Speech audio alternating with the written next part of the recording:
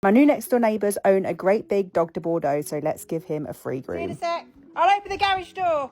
This is Murphy. He's 3 years old and he's never been to a professional groomer's before, so let's see how this goes. They've always washed him themselves, although I can imagine it's quite tricky getting a dog of this size in your bath at home. So this whole experience was very new to him, and we were off to a bad start because I couldn't even get him in the bath. I'm not gonna lie, there was a part of me that was a little bit worried here. It had only been 5 minutes and I thought I was gonna have to shout over the fence to my neighbours straight away asking for some help. The more I was trying to pull him over to the bath, the more stressed out he was getting and the more he was pulling away, but we got there in the end. I don't have many big breeds of dogs on my books like this, and I'm not taking on any new customers either, so it's very rare for me to groom a dog of this size. Obviously Murphy's an exception because he's our new neighbour, and I've also never groomed a dog de Bordeaux before. Murphy was handling the bath like a pro. The last thing that you want is a dog of this size trying to jump out. I'd also be lying if I said I didn't think twice when it comes to grooming bigger breeds of dogs nowadays. I think it's been since becoming a mum I definitely worry about things that I never used to. I suppose I can't just think of myself. If anything was to happen, I have a little person that relies on me, so I think I'm a little bit more sensible than I used to be. Look at him though, he's a big softie and I felt absolutely fine once I'd got him in the bath. His owners warned me that he's not a massive fan of the hairdryer, although he was absolutely fine, just didn't really like it around his face, and I tried to dry off as much of him as possible in the bath because there was no way he was fitting on my table. Got so much hair off him when I was brushing him, cleaned his ears and his wrinkles around his face, and I couldn't believe how long his collar was. All done, guys.